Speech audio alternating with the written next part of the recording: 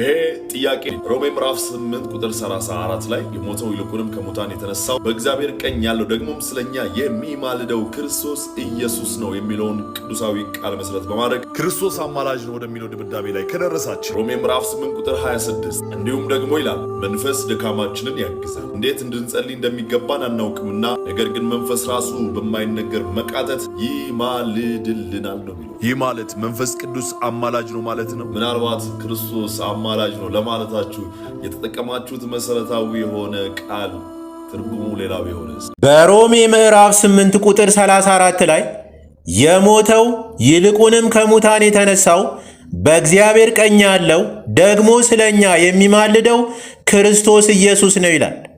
ይህ ጥቅስ ጌታ ኢየሱስ መድኃኒታችን እዚህ ምድር ላይ ሆኖ ብቻ ሳይሆን ካረገ በኋላም በሰማያዊ ስፍራ በአባቱ ቀኝ ሆኖ እንደሚማልድልን ያስተምራል። ኦርቶዶክስ ወንድማችን ግን ይማልዳል የሚለው ቃል ትርጉሙ ሌላ ቢሆንስ ብሎ ጠይቆናል። እንመልስለት። ይማልዳል የሚለው ቃል ይማልዳል ከማለት ሌላ ትርጉም የለውም። ምክንያቱም ጌታ ኢየሱስ ካረገ በኋላ እንደሚማልድልን የሚናገረው ይህ ጥቅስ ብቻ አይደለም። በዕብራውያን ምዕራፍ 7 ቁጥር 25 ላይ ስናነብ ስለ እነርሱም ሊያማልድ ዘወትር በሕይወት ይኖራልና ይላል። ይህ ጥቅስ ጌታ ኢየሱስ በሰማያዊ ስፍራ ሆኖ ዛሬም ስለኛ እንደሚማልድልን ያረጋግጥልናል። ካህናት የሆኑት ብዙ ናቸው፣ እንዳይኖሩ ግን ሞት ከለከላቸው ብሎ እርሱ ግን ለዘላለም የሚኖር ስለሆነ የማይለወጥ ክህነት አለው ካለ በኋላ ስለ እነርሱም ሊያማልድ ዘወትር በሕይወት ይኖራልና አለ። በሰማያዊ ስፍራ ሆኖ ተመልሶ ለፍርድ እስከሚመጣ ጊዜ ድረስ ጌታ ኢየሱስ ዛሬም ይማልድልናል ማለት ነው።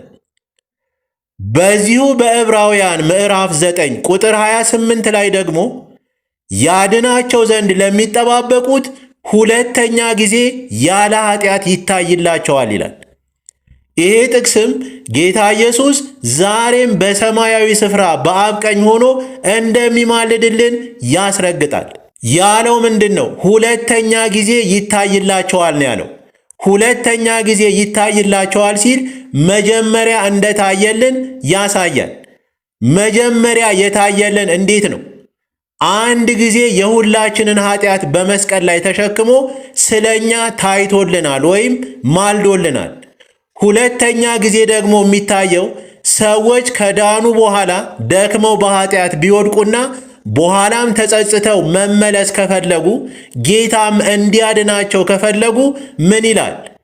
ያድናቸው ዘንድ ለሚጠባበቁት ሁለተኛ ጊዜ ይታይላቸዋል አለ። ያለ ኃጢአት ነው ይታይላቸዋል ያለው። መጀመሪያ ግን በመስቀል ላይ ኃጢአት ተሸክሞ ነው የታየልን። አሁን ግን የሚታይልን ያለ ኃጢአት ነው ወይም ኃጢአት ተሸክሞ አይደለም። ምክንያቱም አንድ ጊዜ ለኃጢአት የሚያስፈልገውን መስዋዕትነት ለዘላለም አቅርቧል ብሎ ይነግረናልና። ይታይላቸዋል ማለት ታዲያ ምን ማለት ነው?